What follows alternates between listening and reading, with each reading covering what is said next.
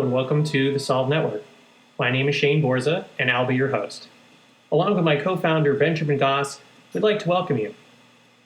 Our mission is to provide solutions and create a network of experts for you to learn from. Now this show is a little different than most podcasts as it is actually a live call held twice a month. If you can, please join us on the first and third Thursday of each month so you can get your questions answered live and direct from the experts themselves. If you're an expert, please contact me at shaneborza.com so you can be a part of the network. And now, here's our show.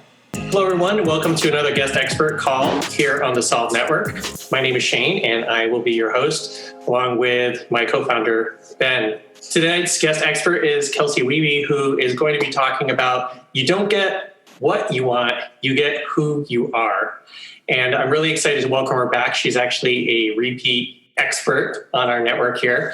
Last time she talked a lot about how to kind of deal with some of the issues that people have around food. And I think we're going to go a lot deeper tonight. So I'm excited to welcome her back and hand it off to her for a presentation.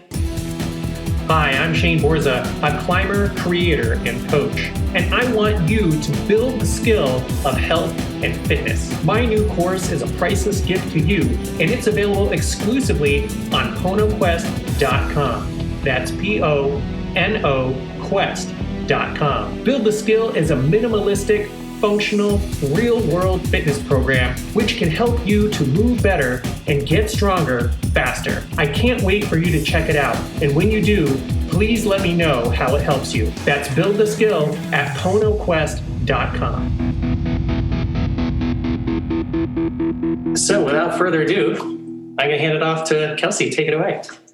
All right, guys. So welcome.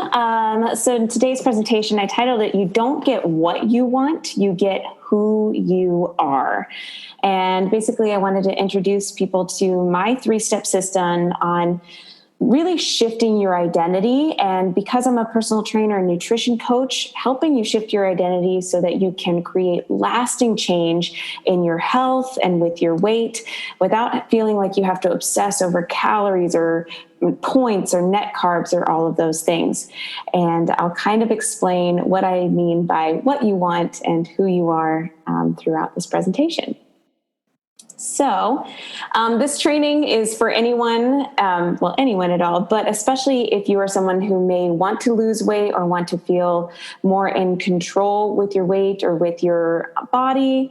If you're sick and tired of feeling stuck in the on the wagon, off the wagon cycle, like a lot of us do, especially around the holidays, which is why I really wanted to come with this presentation now, just because so many of us tend to fall off the wagon in times like maybe when you're on vacation or during the holidays, because we have all these special foods around and we just kind of procrastinate and put off our health and getting back on the wagon or on track for the upcoming new year.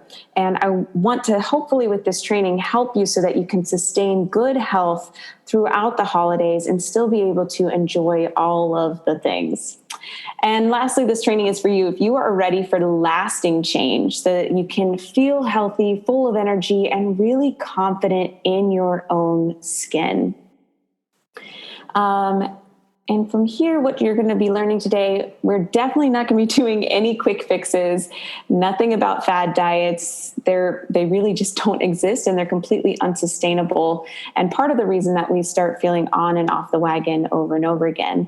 But today, I really want to talk to you about the 3 top mistakes that people keep making when they feel stuck in a diet binge or a diet overeat, or again, that on the wagon, off the wagon cycle. Why you're not getting lasting weight loss, or maybe you've lost the weight or regained it, or maybe you just can't seem to feel under control, or just if you're not feeling at your best, if you're not feeling very healthy or like you don't have sustainable energy. and what to do instead. What will get you to the healthiest and most confident version of you? And if you notice, my company is called Rediscover You. I'm not here to list out a whole bunch of external rules and follow this structured meal plan or this exercise routine. My goal is for you to really rediscover who you are and what the best version of you looks like. So on this training, I'm going to be giving you my step-by-step framework on how to forever feel in control of your weight, to feel in control of food without feeling like you have to obsessively track or do anything really kind of excessive. So just a little background on who I am. Again, my name is Kelsey Wiebe. I am a holistic life coach. I am a NASM certified personal trainer and a NASM certified nutrition coach. I am also a registered yoga instructor, and I have my bachelor's degree in biomedical science and chemistry. And I've had over 10 years of experience working in the health and fitness industry, and have since gone on to be the founder of Rediscover You, which is my online coaching program, helping people become the healthiest version of themselves. But it wasn't always like this. In my past, even though I was a professional and been an expert in this field for a long, long time, I really struggled. I struggled for nearly 18 years with disordered eating, anywhere from anorexia as a teenager, and then really struggling with binge eating and bulimia as an adult, and just couldn't seem to understand, like, even though I knew all the things, like I knew what I should do, but for some reason I couldn't seem to actually do it. And so while I loved exercise, I could never seem to get control of my nutrition.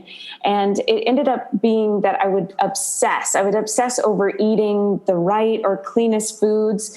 I was trying to always always be really restrictive, really clean with my diet, and really try and cut the calories where I could.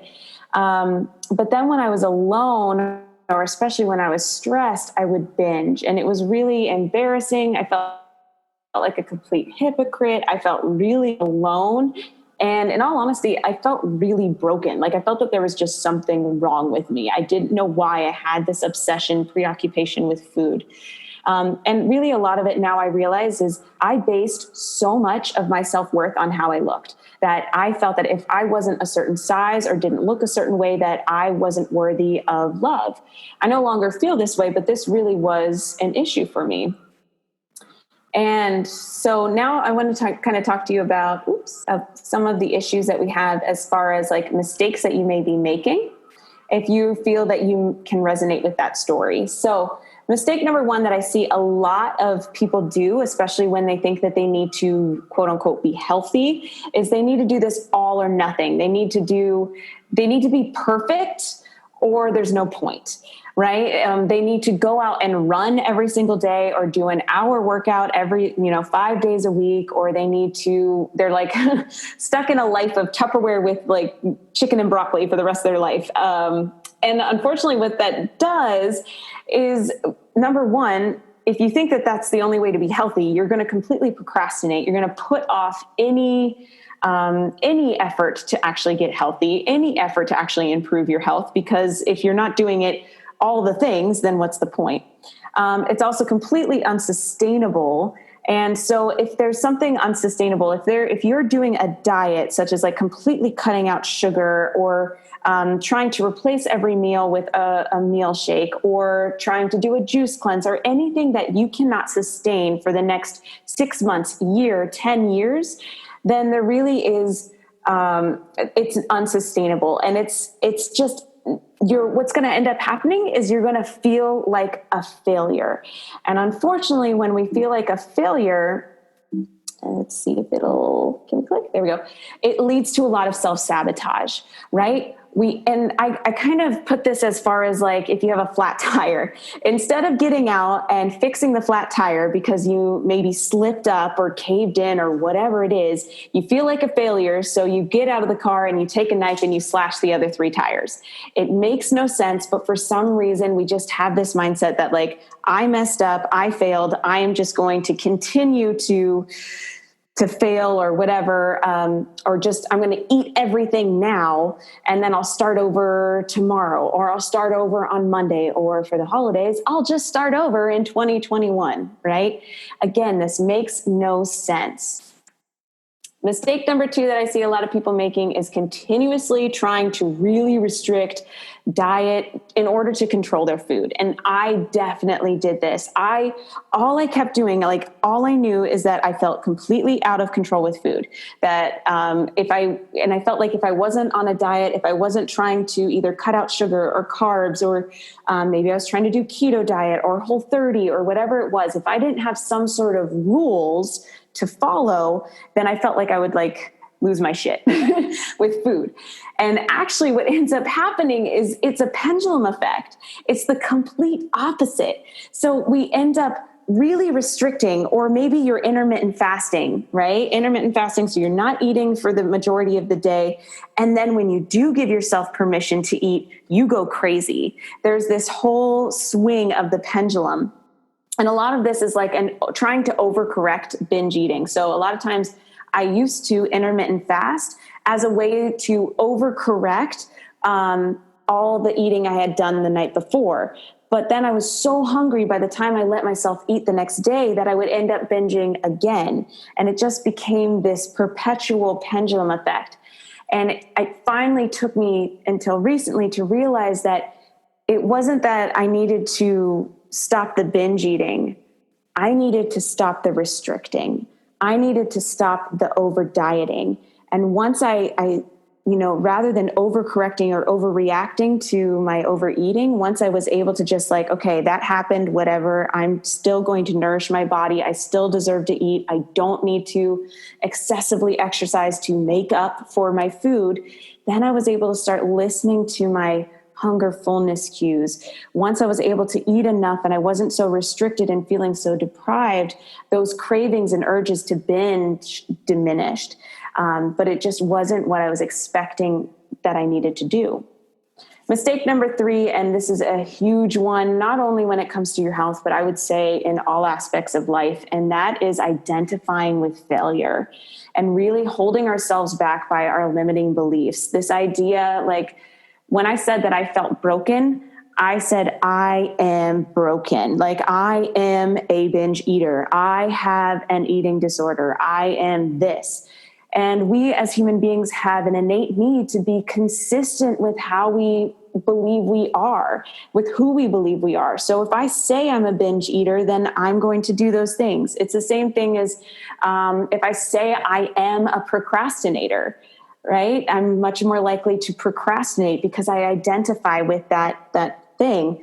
Or if you were to say, I am a morning person, if you believe you're a morning person, how are you going to act? If you believe that you are a mindful eater, how are you going to act? If you believe that you are an athlete, how are you going to act? And it's so important that we're really conscious about the way that we are talking about ourselves. Do we say that I will always struggle with my weight? This is always how it's been. I've never been able to do this. These kinds of this kind of language, it really impacts our actions and what we do. And this brings me to what I mean when I say you don't get what you want, you get who you are. And so this whole identity-based habits, because I firmly believe this is something from James Clear, his book, Atomic Habits. I love it. I rave about it. I highly recommend you read it. He talks about this idea that every action you take is you casting a vote for the type of person you want to become. And so rather than thinking about what we want, the outside, so first think about what you want. Let's put it in a perspective of a healthy body, right? We want, our desired outcome is to be healthy, have energy, feel in control of our food, all of these things. Well, in order to have that, you need to understand who it is. Who is the type of person you are trying to become? Who already has those results? I also like to think of this as behavior, right? In order to have the things that you want, you must first be the type of person who is capable of having those results. And more than anything, knowing who you want to be You also need to know why. All right. There may be certain things it may not be very important to you. If it's not important to you, you won't actually do it. It's really important that you understand, why do you want to be healthy? Why do you want to be a strong person? Why do you want to be a mindful eater? Why do you want to be an energetic person? Why do you want to be a morning person? Why is that important to you? And when you really understand that, then you'll start acting as if you're already that person, and hence get the results. And so this is my framework to rediscover your relationship with food, rediscover your relationship with yourself, and really, actually, more than anything, create these habits, casting those votes to become the person who is capable of getting the results you want. And that is to first recognizing your triggers, and we're kind of talking about that, recognizing your cues, your cravings, recognizing your what are the things that you're reaching for, your behaviors, your thought patterns. Redesign your environment, redesign your social circle, redesign and curate your social media, and refine, because everything comes with repetition. So to kind of break this down a little bit, step 1, recognize.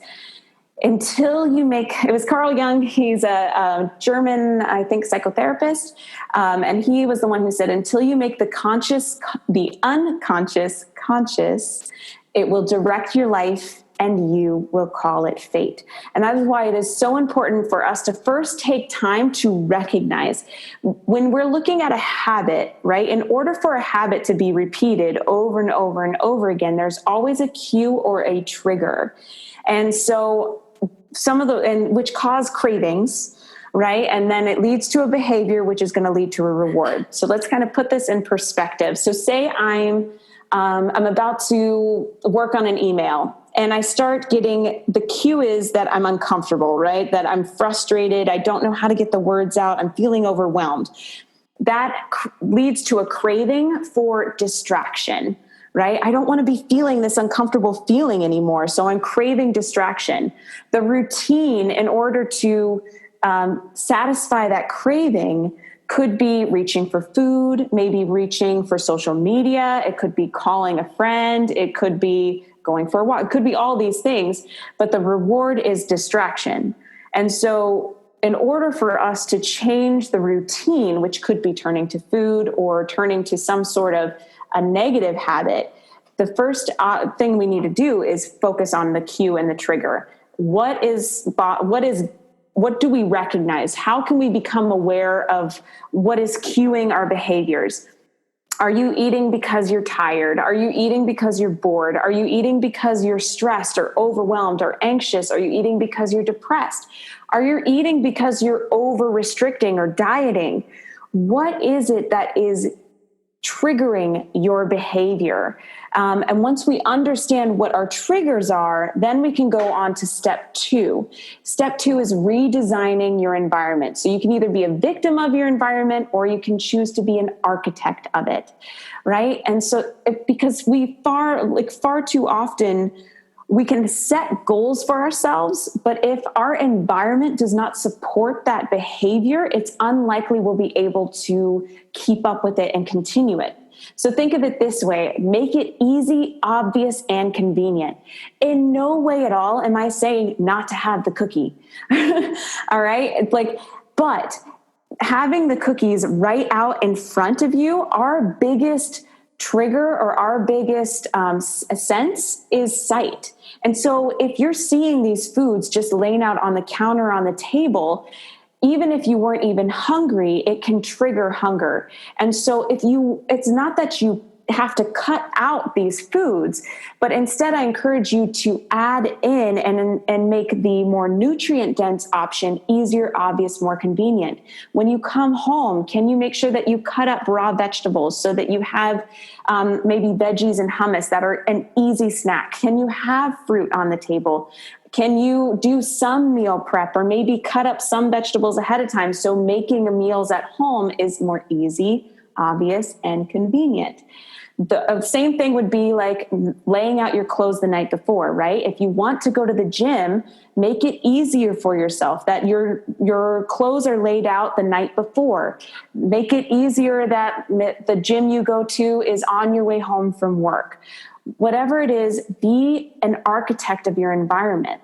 And then be proactive. If you recognize that certain triggers like overwhelm, like depression, like feeling lonely, especially at night or on the weekends, if those are triggers for you to reach for food or some sort of unhealthy habit that you're wanting to stop, then how can you redesign your environment to be more productive? Can you have your journal nearby so that you can actually start journaling your feelings instead of just trying to numb them? Can you make sure that you have a breath work practice that when you get cued to that I'm feeling overwhelmed, instead of reaching for something, you just take a moment and pause and breathe? Or maybe you're stressed and anxious and you just need to release energy. Can you have a playlist ready to go that you know the song that just makes you feel good, that you can dance, that it's going to kind of pull you out of that trigger? And then from there, also with our environment, is proximity is power. Who we surround ourselves with has a huge impact on how we act. We as human beings have an innate need to feel a sense of belonging. And so like they've actually found it, I think it was in the British Journal there was a psychology study done that friends, or if you have a friend who has become obese, regardless of your distance apart from each other, you are 57% more likely to also become obese. And I know that that's a crazy statistic, and I can find the actual statistic and post it later on. But a lot of it is because like we want to belong. And if your friend becomes obese, what are the things and activities that they are doing?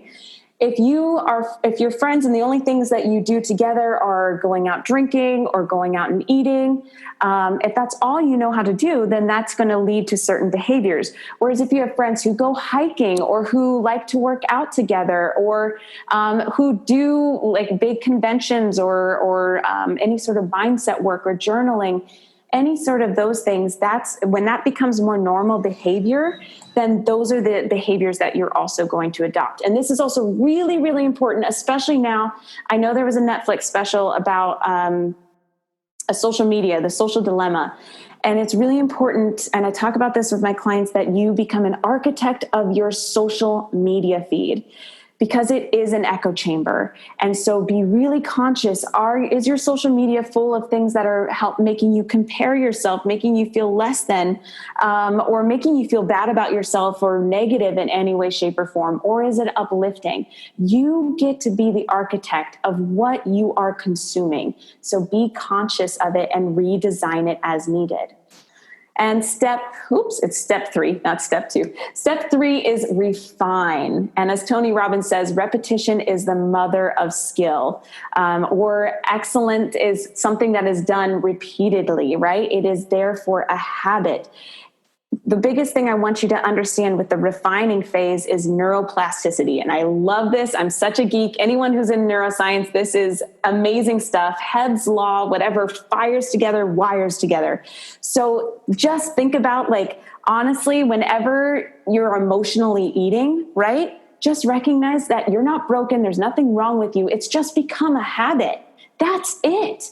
It's just a habit that this is what you do. When you feel this emotion, you eat, right? And so all you need to do with this ability for neuroplasticity is to create a new pathway.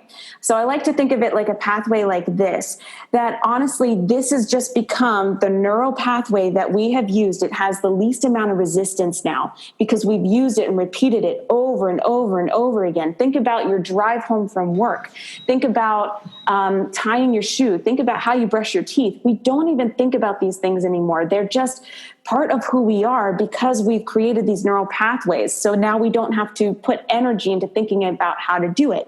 It's the same thing with any habit, with any behavior that we want to adopt. So again, if all you want to do, rather than emotionally eating, the moment you get the cue that you're feeling anxious, if you could instead go for a walk, or if you could instead journal how you're feeling, then you repeat it. repeat it, repeat it, repeat it. That's going to become your new pathway. That's going to become your pathway of least resistance and just your go-to. It just becomes who you are. And that can be done for anything. We are just so powerful if we understand this. And again, this comes down to us remembering that we're not failures. That's the whole reason why it's refining. It's taking the time to recognize what didn't go well and celebrating what did go well. Because, right, our brain wants reward. Our brain wants pleasure. So instead of beating ourselves up and focusing on all the things we've done wrong and focusing on all the things that we messed up on, we instead really need to put all of our focus on all the things we did right and all the things we did well and celebrate it. Get excited about it. If there's a moment that you didn't binge, maybe, or you put you almost started to and then you stopped, even if eventually you do end up binge eating or emotionally eating later on, you need to focus on the fact that you were conscious of the behavior and you stopped for a little bit, because that's when you start repeating it. And the next time it'll be even easier. And the next time it'll be even easier. Where focus goes, energy flows, results show. And too often we put way too much of our thought process on everything we've done wrong, on all the ways we failed. And instead we absolutely need to put much more attention and focus and energy on all the things we're doing right so that our brain knows that it is worth repeating. And again, this is where my community, or being part of a community that is going to support you and celebrate those little wins with you and make that behavior normal and exciting and awesome, that's what we need as human beings. And so just a couple things just about my program, a testimonial from one of my, a couple of my girls, Kiki. One of the biggest things for me, she had been binging and emotionally eating for years, and she felt so out of control with food. And she realized that so much of it came from her not having a love for herself. And for her to be able to leave my program loving herself unconditionally. And I'm not saying it's always perfect, but you recognize that you are so worthy right now, regardless of how you look, regardless of what your health is, regardless of what your financial situation is, regardless of your relationship, you are perfect and beautiful just the way you are right now. And you are worthy and deserving of love and feeling cherished. Another one of my girls, again, felt completely food obsessed. It was completely consuming every aspect of her life. She couldn't stop. The moment she would try and give herself unconditional permission with food, but she still felt like the moment that she didn't track every calorie or every net carb or whatever it was, that she would gain weight. She was terrified that she would gain weight. And it took up every crevice of her headspace. And through this program, she was able to become an intuitive eater, to really reconnect and listen to her body. She was able to learn to love and accept her body. She was striving for other things and able to put her headspace and her brain power to other more important things that really mattered to her in her life. And more than anything, she was able to enjoy her life. And this last one is from my client. I don't know if you can see it or not. I can see it, but there's no volume. Yeah. Okay.